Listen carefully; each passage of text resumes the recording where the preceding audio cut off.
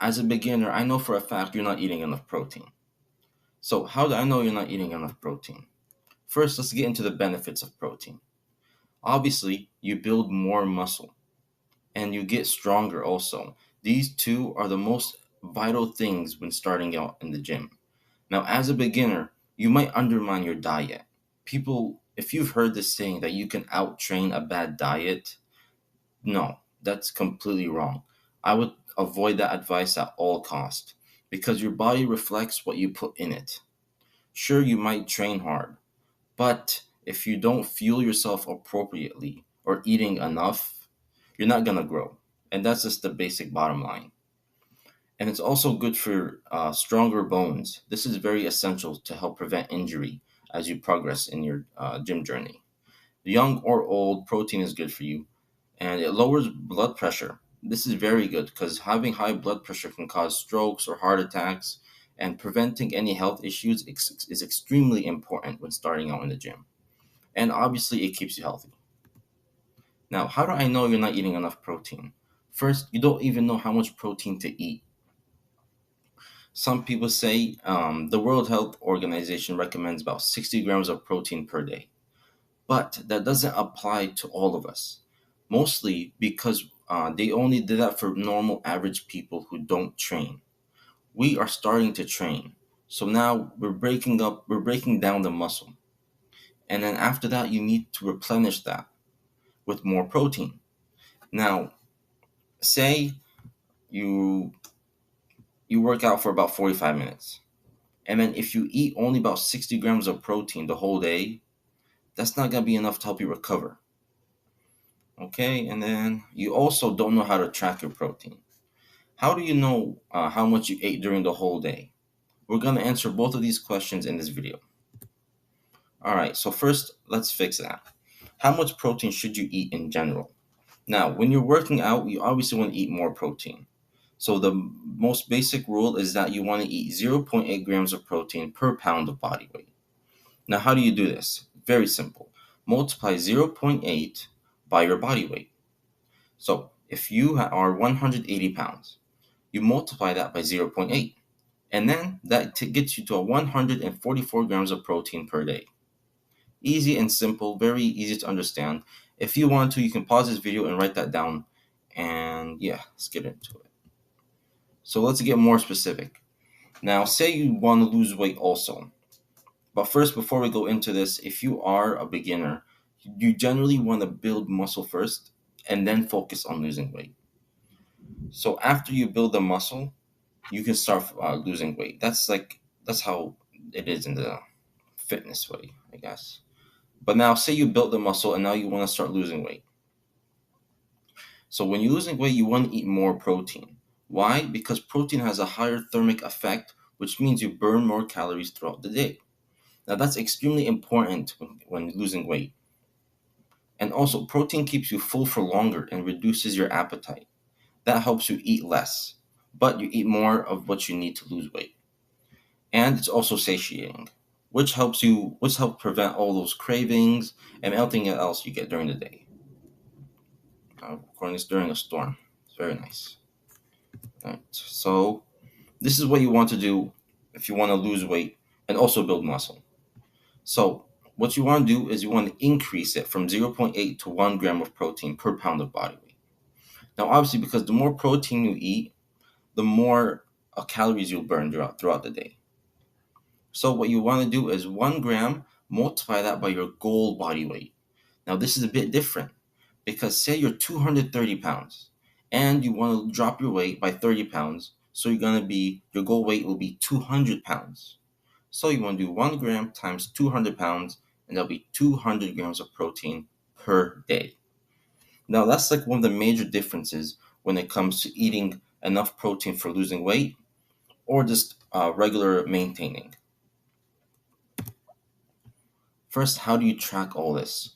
Now, this may be confusing about like all this talk about how much protein you eat this much, how are you going to track it? It's very simple. You just download an app, either MyFitnessPal, which I think you have to pay for because I don't use this one, but I do have Chronometer. This is free and it's very simple to track all of your protein, your calories, your fats, and carbs. And it does all the work for you basically. And it keeps track of your micronutrients. That's like the minerals and vitamin you get from your food. And in a future video, we'll talk about how to track your calories also. It's very similar to this, just a little bit different. Now, one thing I really hate is when I watch these videos and they don't give me enough protein options. Well, these are the best sources of protein that I personally have tried. These are rich in protein and nutrients. First is beef. Beef is high in zinc, iron, and B vitamins. All of these vitamins are essential for developing a healthy, strong body. Now, obviously, if you don't like beef, you can cook it in different ways. You can have steak or anything that you prefer. Chicken. Chicken is essential. You can use chicken breast, or if you want to increase your fat, chicken thighs. Chicken has B vitamins, iron, potassium, and it's very high in protein. It's around 24 grams of protein, I think, for like a chicken breast. And fish. Now, fish, some people don't like it. But it's very important for you. It has omega-3 fatty acids, and that's important because our body doesn't naturally produce omega-3. So it's extremely important we get it from a good source like fish, or I'd recommend wild caught, because wild caught fish is cleaner and it doesn't have all that nasty stuff from like farm raised fish. And whole milk. I think everyone knows about milk. I think it has about 8 or 9 grams of protein per cup, and it has a very good source of calcium and vitamin A, which you need to sustain your body. And eggs. Eggs is a powerful food. It has every vitamin and mineral except vitamin C. That's extremely powerful. And obviously, if you're on the go and then you don't have time to meal prep or do all that, protein powder. Protein powder is quick protein and it's convenient. Now, what I recommend with protein powder is try and get it from a clean source. You don't want a protein powder with so many ingredients that it makes you feel bloated and uncomfortable. Usually, what you want to get is a whey protein isolate. Isolate just means it's easier to digest. And yeah, those are the best protein sources that I'd recommend. Here we go. Tips for more protein. Now, as you're starting to work out and eat more protein, you want to implement some little tips to help you reach your goal. First, one main tip that everyone should follow, regardless if they're beginner, intermediate, or advanced, is to eat protein with every meal. Now, a baseline is about 20 to 30 grams of protein per meal.